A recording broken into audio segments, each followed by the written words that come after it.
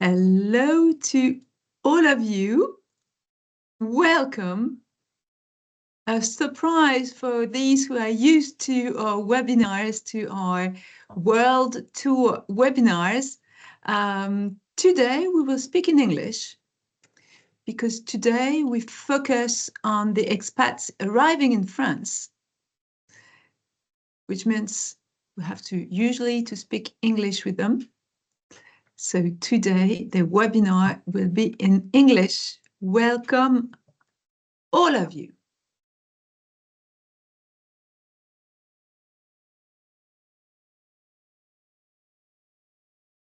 Hello. So while everybody's getting connected, I will start with introducing people that you will hear today. Thank you so much to our experts for being here today. So maybe some of you recognize Manuela Marquis. Manuela, bonjour. Guten Tag. Bonjour. Guten Tag. Hello. Welcome. Manuela, you are intercultural executive coach, and not any intercultural executive coach, because you are managing the intercultural practice at Expat Communication. Thank you for being here.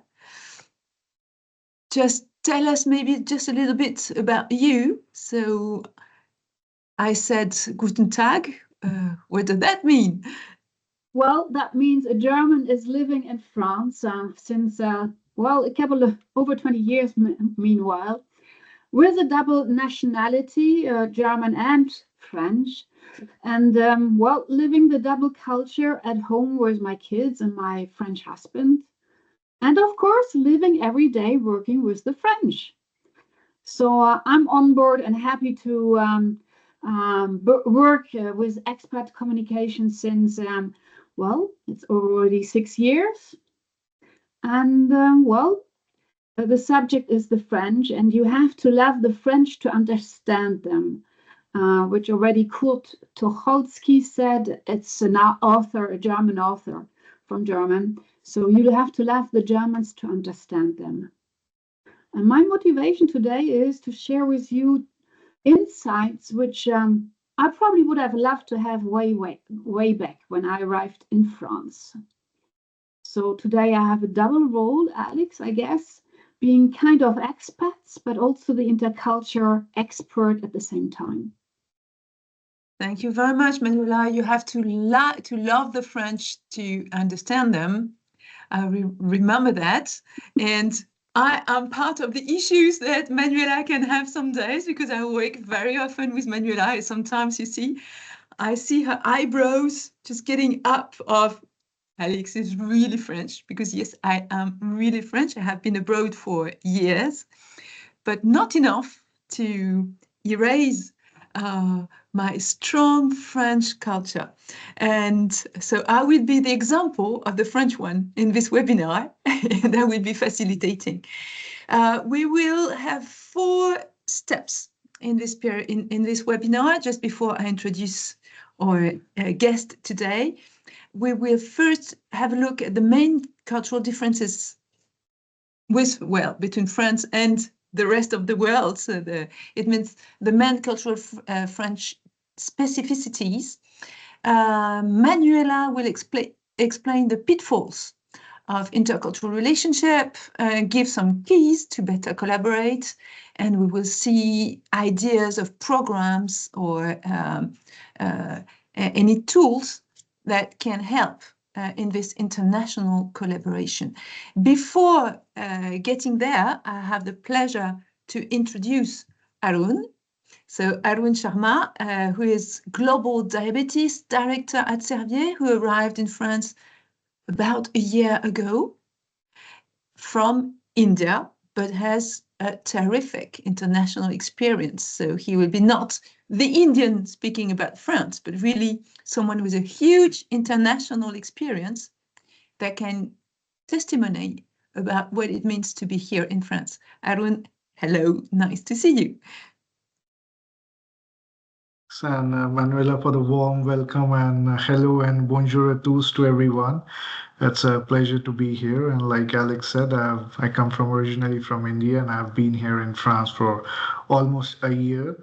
And this is not my first global séjour or stay. I've been in China for almost 5 years. I studied in India, of course, and then I also studied in Italy for a while. So it's very interesting for me to bring those, cultural learnings and insights, and now be in France with all of that.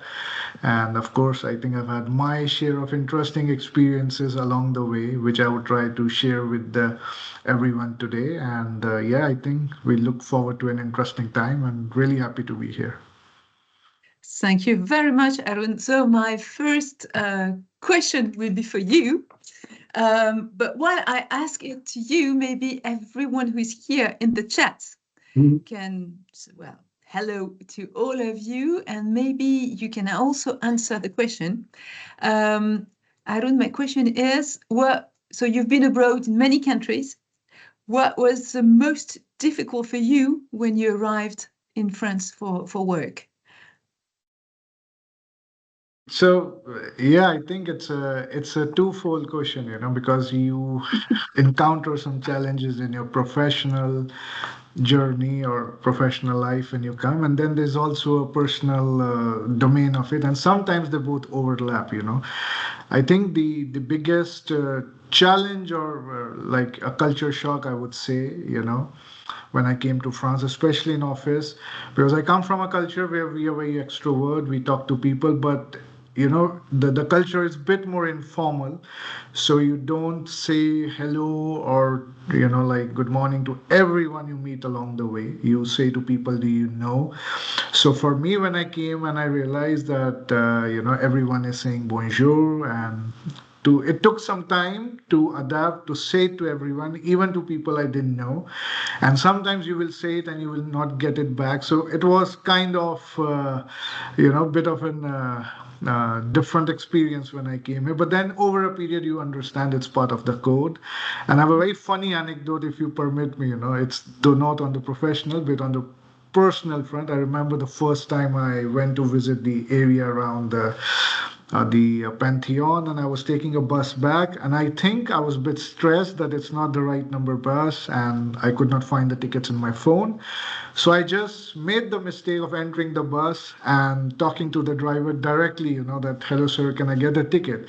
And he looked at me, and then I think he stared at me for 30 seconds, and then I said, what did I say wrong, So I repeated again, and then for the third time, he said, Monsieur, ici on dit bonjour. That here we start with bonjour first, and I realized, oh my God, you know what? I did the cardinal sin. So I corrected myself. I said, you know what? Je suis désolé, bonjour monsieur, j'ai vu un billet pour so and so, and the man immediately proceeded. But so it's a funny incident now that I look back, but it's also a reminder. This one of the cultural code. You have to be very formal. You give the salutations, you get back. So yeah, so I think this was the first thing. You have to greet everyone at the beginning. You have to be very formal, even if sometimes you don't feel like it, but you have to still do the pleasantries. And yeah, that's part of the icebreaker, I would say. Yeah, and it can lead to a very uneasy feeling of loneliness, of being a bit isolated, because you just touch the fact that you don't have the code. It can be, especially when you don't understand the context, because sometimes we see people why they behave, but if you don't understand the reason for the behavior, it could be isolated, and you can interpret that in many ways. Maybe this person is rude, maybe I'm not, I was not loud enough. So it's good to know the reason, the code, the cultural code, why people behave they do, and the sooner you know, the sooner you get into it, I think it's better. Thank you, Arun. For all of you who are listening to us, if you have ideas of what is difficult for the expats when they arrive, please say it in the chat. For me, what I very often hear here at expat communication, when expats arrive, it's often about I feel not recognized because my boss or people around me, they never make compliments. They just say, c'est pas mal, it's not bad. And then they insist of all what is negative. So I always have negative feedback and I'm losing confidence. Other things that we hear often is everybody is, many people are complaining here. They put on what they call their Monday face, where they seem so grumpy and they're quite aggressive. They can be aggressive in the interactions. So for people coming, for example, from Latin countries, they find it difficult. Or something else that we hear very often is, I don't know where to go. I don't have a clear worksheet, I don't have clear milestones. So I'm a bit lost on where I have to go and how I shall report to the management. These are things we often hear. Something else also is if you don't really speak French. Like me, I came from London, and I had all my vocabularies ready in English. Not really French. I had basic French, and then I tried obviously to communicate with the others, and by the time I kind of constructed my phrase, the subject had changed, so a little bit of more patience sometimes would be nice, just to, include the person, although it takes a little bit longer, but that would be nice, yes. So before we go to explanations and see what is specific to expatriation, just the fact of going abroad, and this is what is really interesting with Arun's experience, is that you have been in other countries, so you know what is related to being abroad and what is specific to France. Before we get there, just important to remember that France is a very attractive country for expatriates, that we are today the first destination for international investment in Europe for the third consecutive year, and we measure it with the expat communication barometer. Expats are rather happy in France.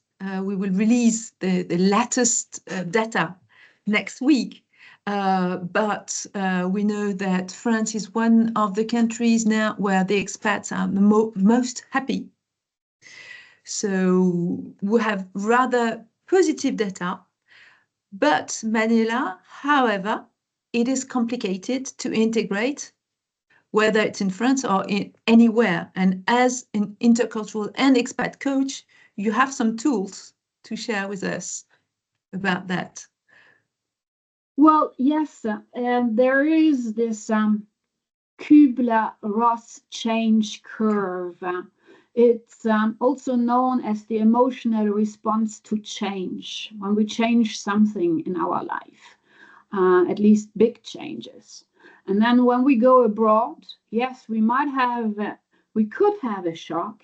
I mean, depending on the situation you're in, but the shock could happen, initial reactions to maybe an unexpected sudden reality of change. Either you are really prepared to go on expats or you are not.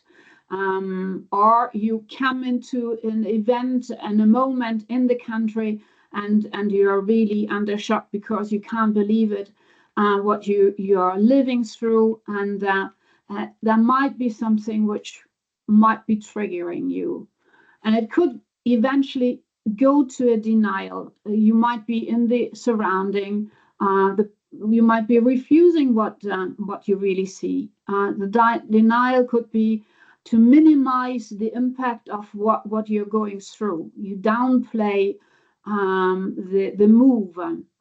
You can say, I'll be fine. I still have the same lifestyle, or friends will keep in touch. So you might be more in denial situations. Or going further, anger, frustration or resentment arises when you go You have a shock where you blame the others.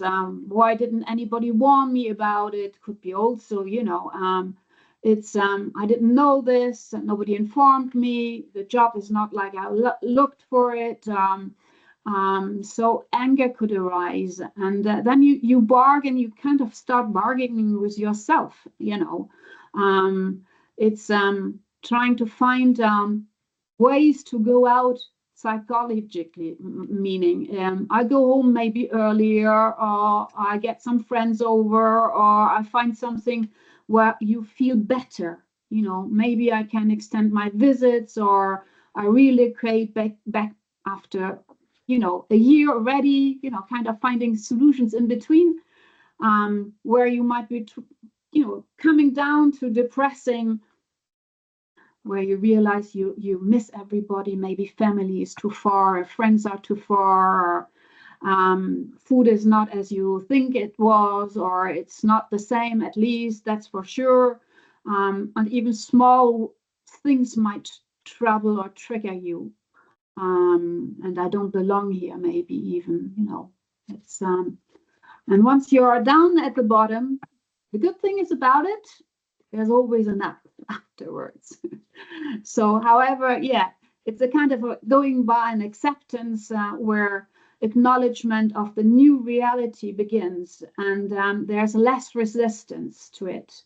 You stop fighting the differences you see, and you start observing maybe with much more openness.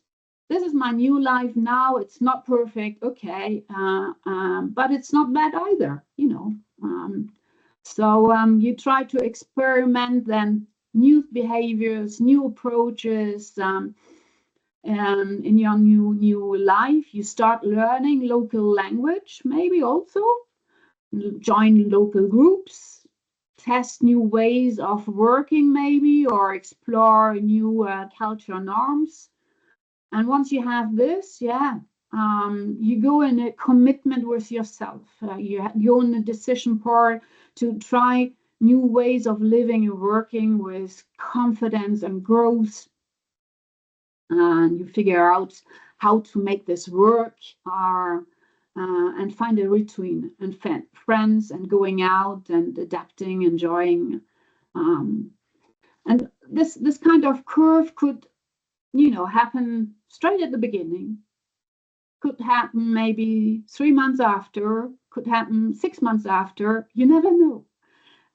However, there's always a little, and it could be deep, could be less, depending, could be shallow, depending really on your situation and what kind of preparation you have gone through also beforehand. I've got 2 questions about this curve. One is for Arun. Arun, you have been abroad several times. Did you experience this curve? And was it something specific in France?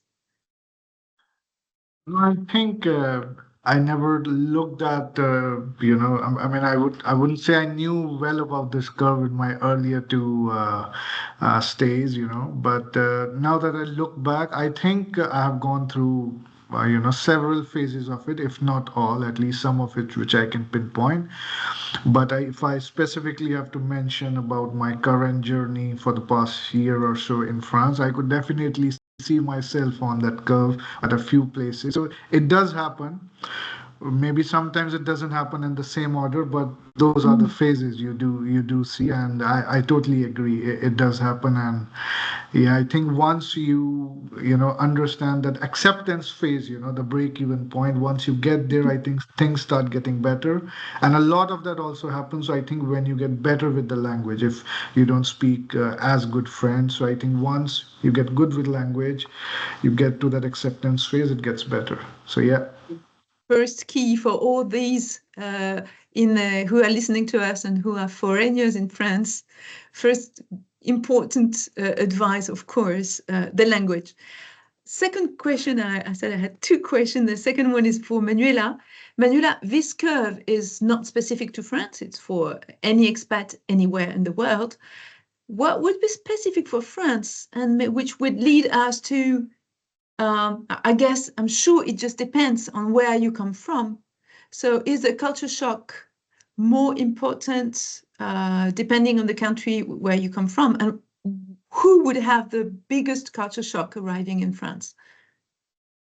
Wow, good question. However, there's not a real rule to it, I would say. All depends on where you're coming from. Are you coming from a Latin country? Is it close to the culture codes maybe? Have you been visiting the country already?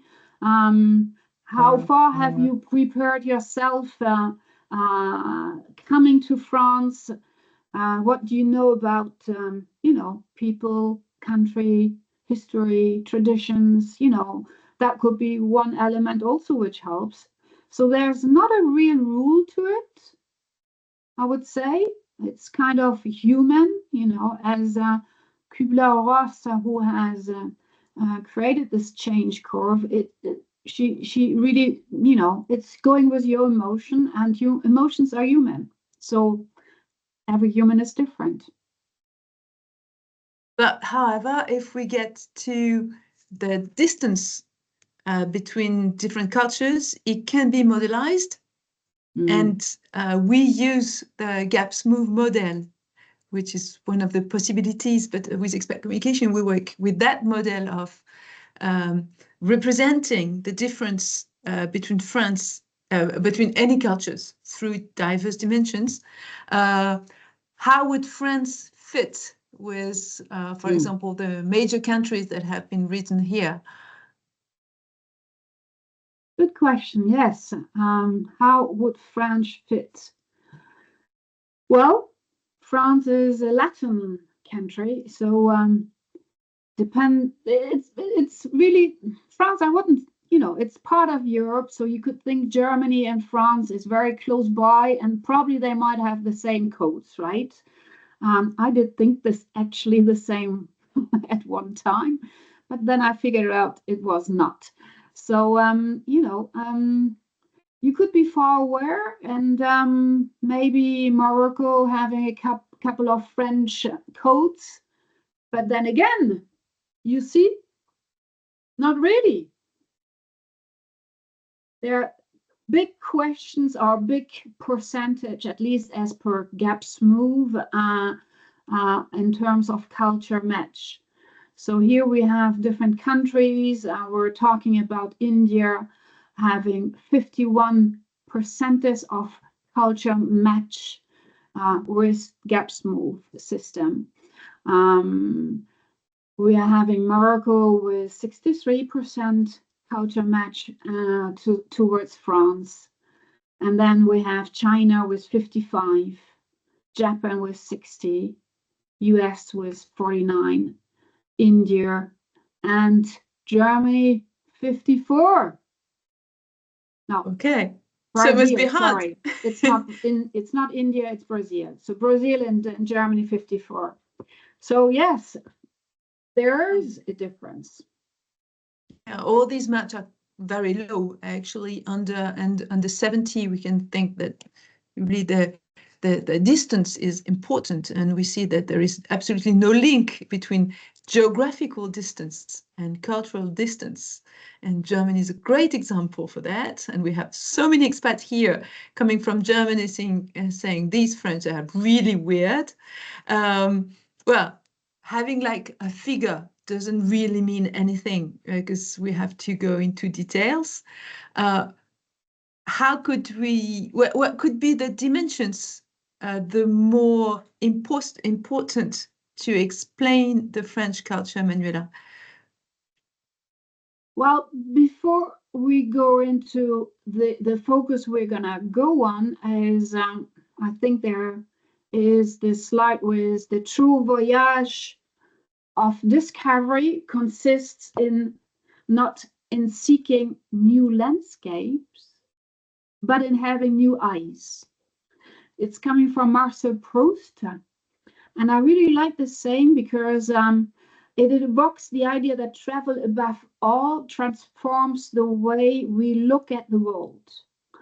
And the quote highlights the richness of our experience, which depends less on what we experience, on how we experience it, but however on how open-minded and curious we are about the world. And that's what we're kind of looking with the tool we're working for, which is GAPS Move. And yes, we have decided to work with three kind of focus, putting the focus on 3 culture codes linked to the GAPS Move tool we're working with.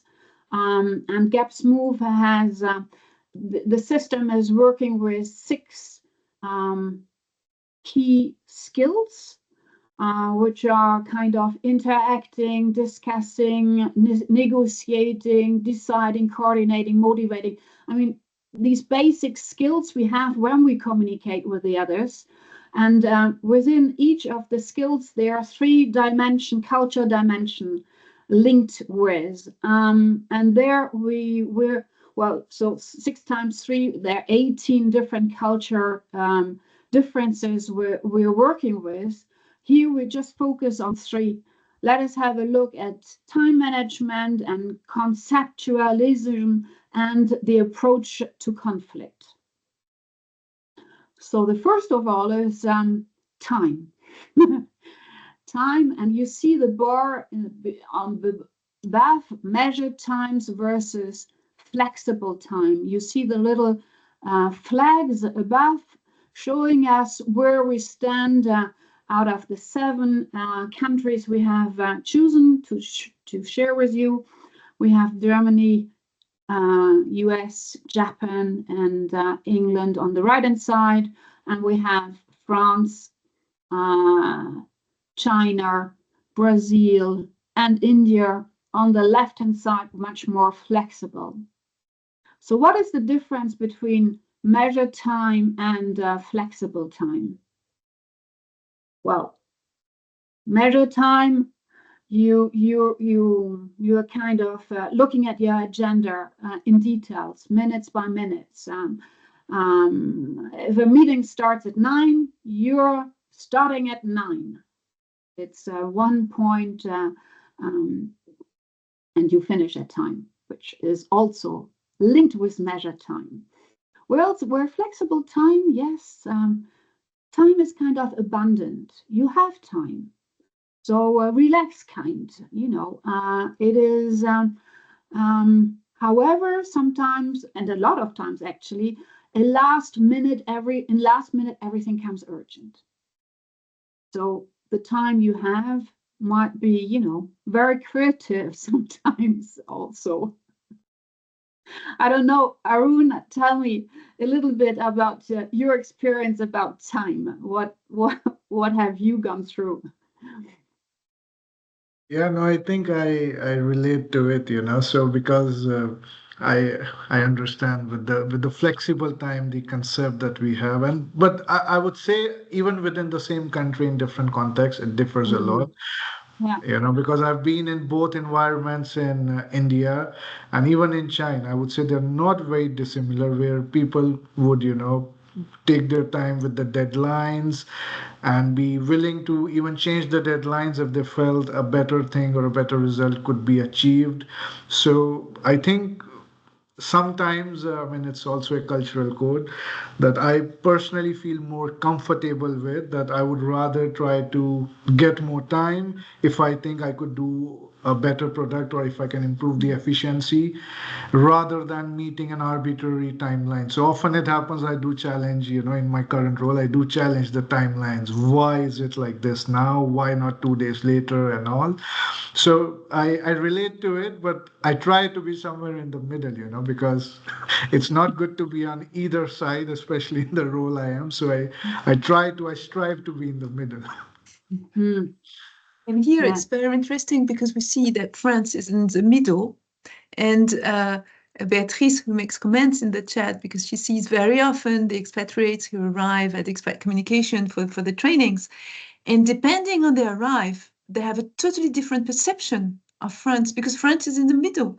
So we can have people like Arun saying, well, why are you so stressed about time and delays? And maybe, I love the word you used, Arun, because it's very significative. You said an arbitrary timeline, which is exactly the definition of flexible time. Why is it so? And time is not the God that has about which everything has to be organized. Time, we master time. Time doesn't master us. So we can have people like that, and the training will be about, well, this is the French conception, and this is why you have maybe to adapt or to bring your challenges, which is really useful also. But sometimes people come from Germany, for example, or from the US, where time is money, or the Japan, where time is respect. And we have the opposite training or coaching with the people of, well, no, here it's more creative. We're a bit in between. And I can tell you my everyday life when I'm with Manuela and I try to be on time, and I realize we're really in the middle, because when I think I'm on time, she's always before me, because for her being on time is being before time. Whereas for me as a French, being on time first is a struggle, and second, it's just on time. And as you said, Manuela, for me, being on time at a meeting is good, but then finishing late. Sometimes I'm like Arun as a French. It's arbitrary to finish on time, because who decided why the meeting should finish at 10? Maybe it's so interesting and important, we can delay. And Manuela would say, no, we said it would finish at 10. So we finish at 10 because we decided, so we have to stick to our decision. So it really depends on where you come from. It really depends where you come from. And it's the same with the next one also. We're talking about conceptualization and pragmatism. And yeah, here you see the French flag is right on one side, you know, a little bit alone, kind of. And this is the way of reasoning.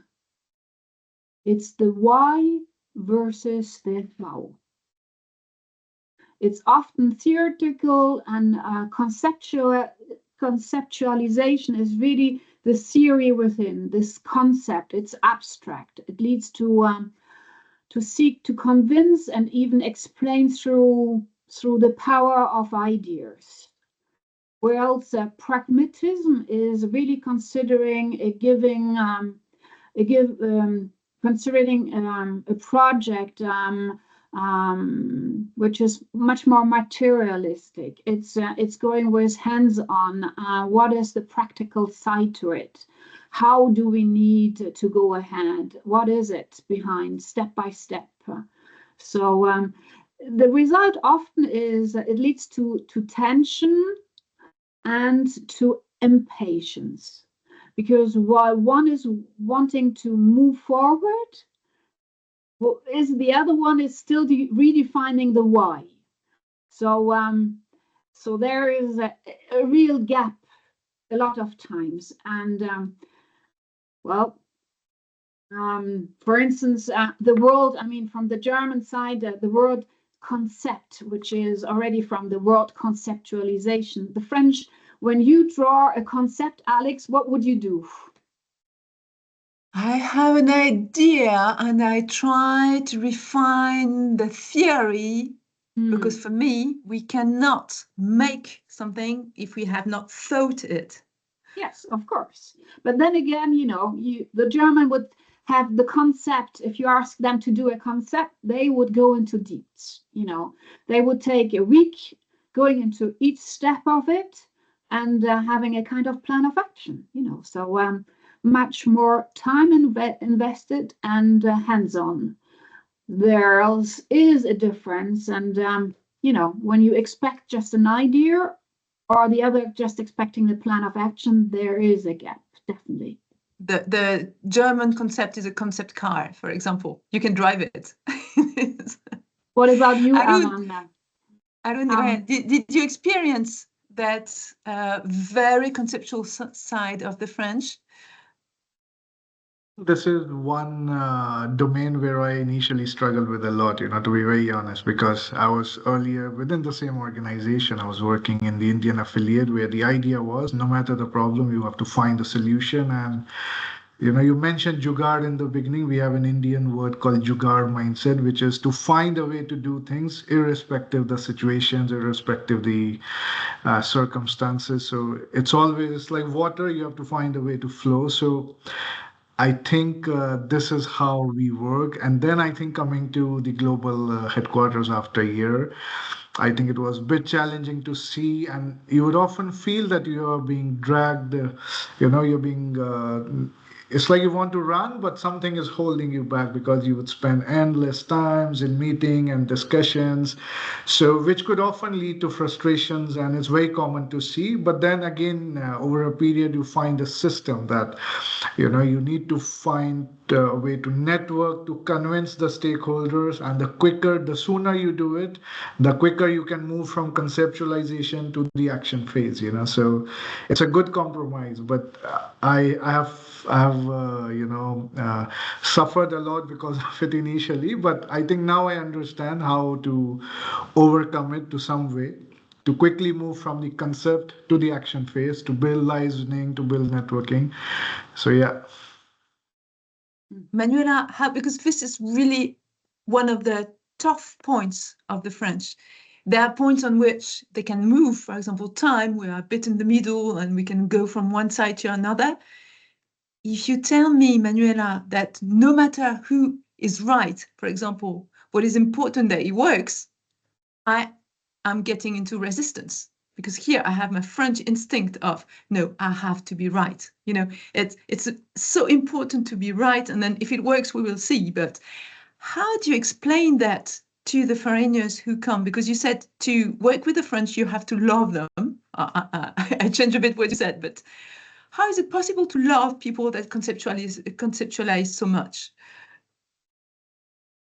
Well, you need to understand them, and that's why we are here, right, Alex? To really understand them, how the culture is functioning, to know that the code of being French, probably, it's not always, obviously, we are not the same, but most of the time when you're educated in France, the education system is that you go much more in deep of debates, going back to history. It's the years of of Descartes. It's history, the philosophy, the lights of way back where everything were debated. So understanding for it helps us to go ahead. And otherwise, we go to conflicts, and that is our next one. How do we approach conflicts?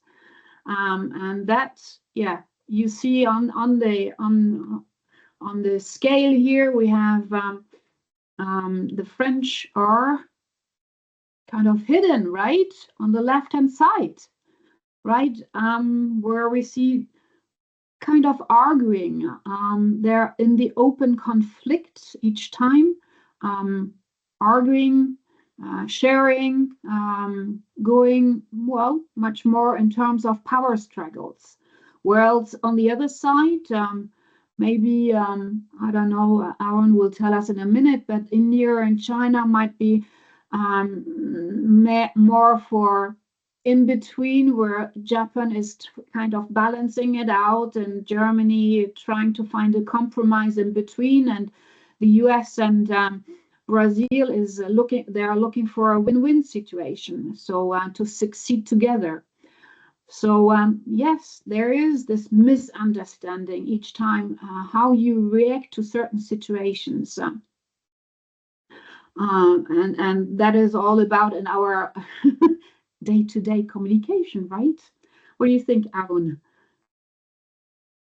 I think I can relate to it. I have a bit of, again, if you allow me, a funny anecdote. When I had just joined this French enterprise, and I was in a big meeting where two of the top bosses, they were French, and suddenly in between the meeting, I think they got into a discussion which led to a debate, and a heated debate, and it was like quite a heated argument, you know. And I remember coming out of that and asking one of my Indian managers, I think those two guys, they must not really like each other. He said, no, it's that's the usual way they do meetings. Huh? They're good friends.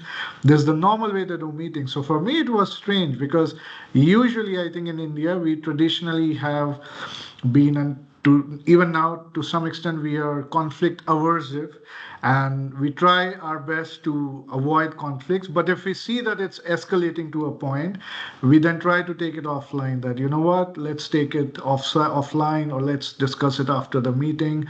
So you try not to like wash the dirty linen in public. So it's a bit of like that, you know, like when you see that it's getting out of hand, someone would usually negotiate or mediate to cool off. So for me it was quite interesting to see that two people could be like good friends and still battle it out over a point which they both felt was right in the middle, and then finish it, take a coffee, and come back like nothing happened. So it was quite interesting, and yeah. And therefore, often also we have to help people coming from abroad to express their mind, because at the French are used to, if you do not agree, you will step up and say, I do not agree, and express it in a very direct way.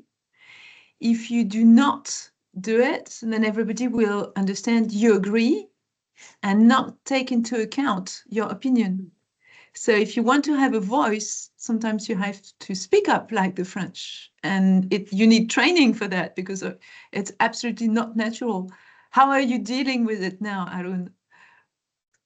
No, I think the past 5 years being in a French company, I would say I'm somewhere in the middle. So there are moments where I try to take it offline, but I do voice my opinions freely, and I know when to, you know, raise my point. And you're right, you know, you have to learn to put your point across. Otherwise, it might never come up. So yeah. Yes, it's kind of yeah, defending one's point, one's opinion at all costs, kind of sometimes to go ahead. Yes, definitely. Which brings us to our kind of classic traps, which we might drop into, which are well, we took three at least, which is one is interpreting things through things based on your own culture framework, which is kind of normal in one way, but however, interpreting it through your own culture lens means that, you know, you're kind of reacting the same way, and you're thinking that the other is probably reacting the same way, which is not the case. Example, let's say interpreting a Japanese person's silence as a disagreement. You know, you could say this, where else it's often a sign of respect or reflection. So thinking that someone who does not look in your eyes is dishonest could be also it, you know. So we're integrating with our own culture lens, and that is normal, which is human. However, we need to kind of step back and see maybe there's other things to it, or changing perspective to it. It could lead to obviously misunderstandings. Also believing that your culture is the norm. You know, that kind of brings us to a consequence, which might be you could think the other might be thinking your attitude is a kind of superiority, you know, or you reject the person. The idea is really to adopt an attitude which is open, explore rather than judge. And the last one, thinking that everyone is the same. Obviously, it's not. We're all, you know, we're how many in the room? and we're so many different kind of ways of perspectives and ways of thinking we're in the room. So yes, thinking that everybody is the same is no. Wanting to ignore culture differences, that's the result, kind of. It prevents us from recognizing also the deep values of ourselves and the others and the history and their beliefs, so not respecting the others as such as a whole, where the true collaboration comes through really recognizing the difference with the others. And this is something, because maybe sometimes it seems, we think, oh, it's obvious we're not all the same, but we have other ways of thinking it, and we hear it very often, think like, if we are open-minded, if we are nice and open-minded, everything will set well.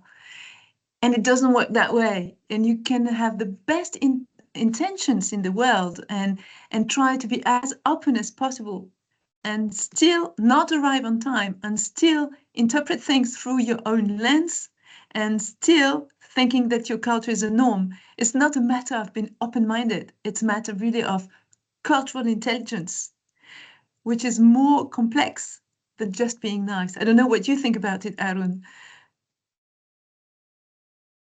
No, I think definitely, like I mentioned in the beginning, it's good to, if you start seeing everything through your own cultural prism, you can interpret a lot of things in a lot of different ways, which might not be right. So it's important to know why someone behaves the way they do. For example, I remember early on when I came here, getting into a meeting, and it's a classic fight between conceptualization and pragmatism.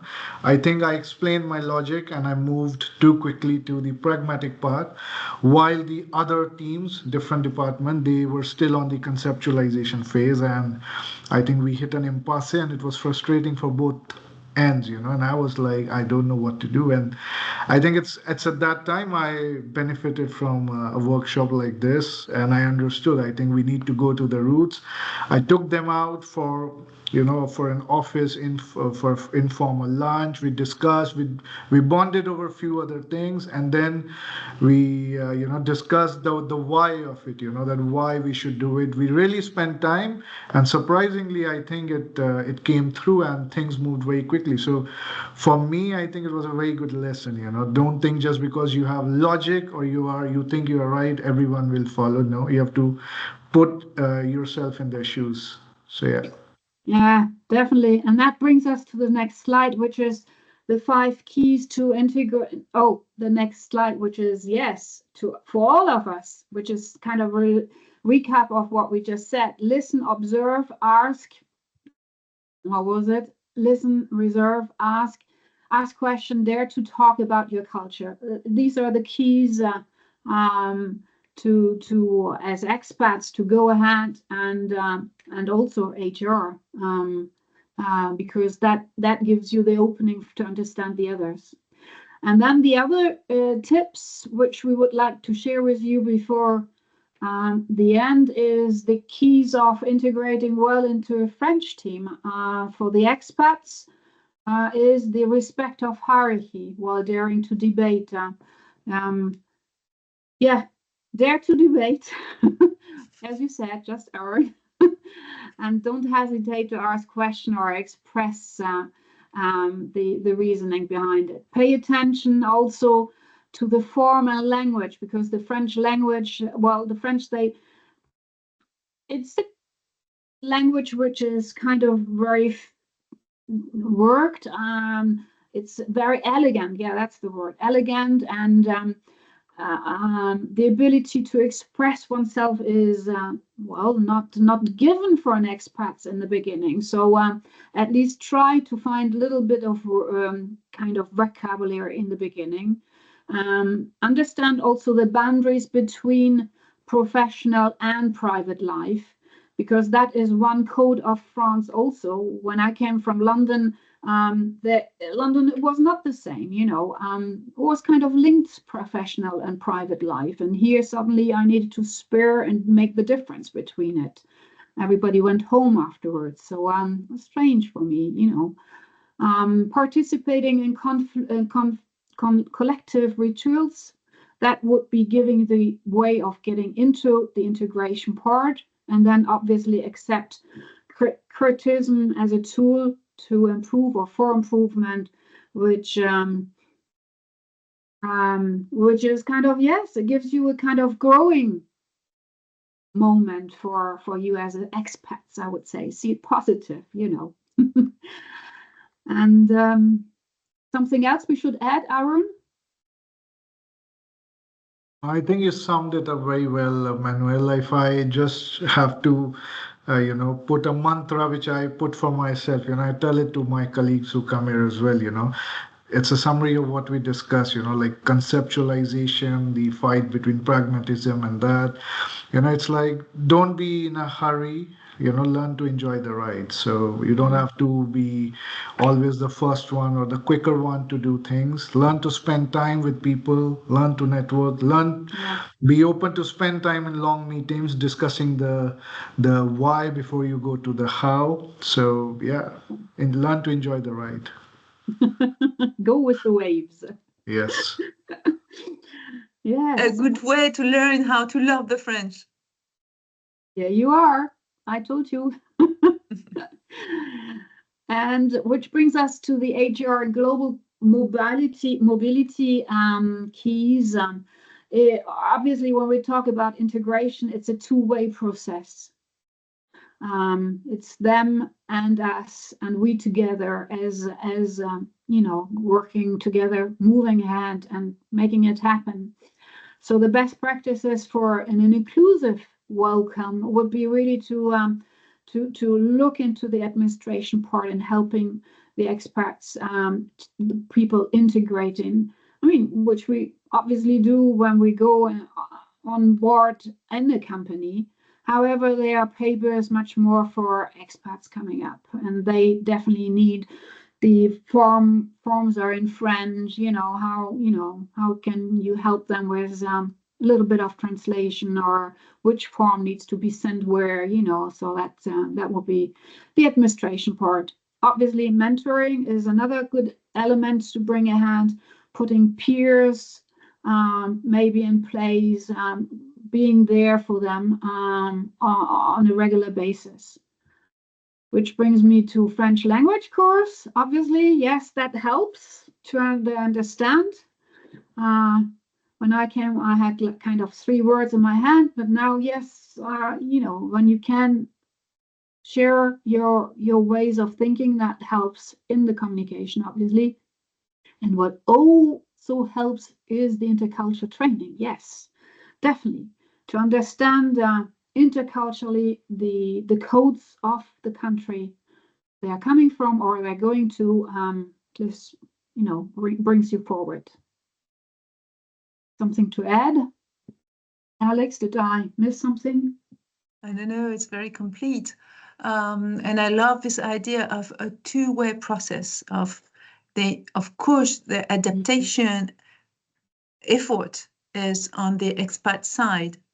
But on the other hand, it's a matter of respect and efficiency that the welcoming team also makes a step towards the newcomer. In some companies, not many, but some companies do training also for the welcoming team. For example, we have someone from Ivory Coast arriving in a team, and we have 2 hours for the team to know more about not only Ivory Coast, but the cultural codes of the person coming, and it really helps to avoid misunderstandings. And when Arun said at the beginning, I loved his anecdote with the bus driver saying, here we say hello. We can have that in a team. And it's very useful for the team to hear that in some countries, we do not say hello, we do not say thank you. And we are not badly educated people, just the codes are not the same. So this idea of 2 ways process is very interesting. Which brings up to 3 numbers, which we would like to share with you. But it's kind of interculturally speaking in numbers. First of all, 33.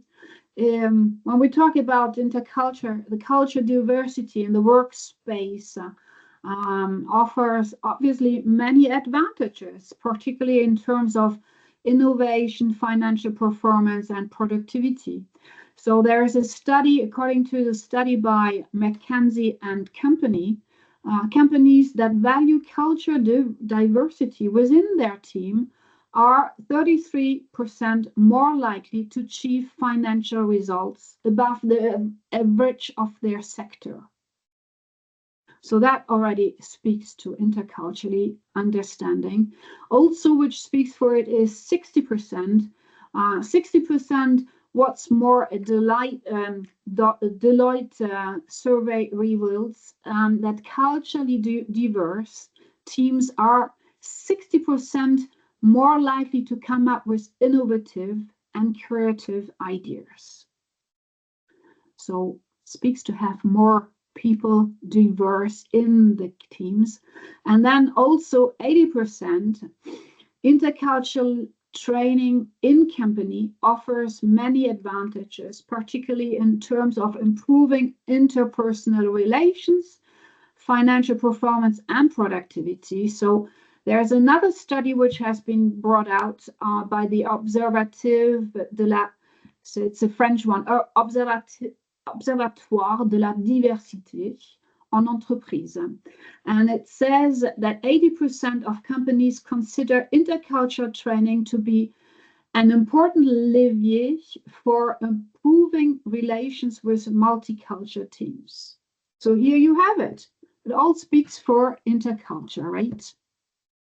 Interculture, decoding, sharing, program, right, Alex?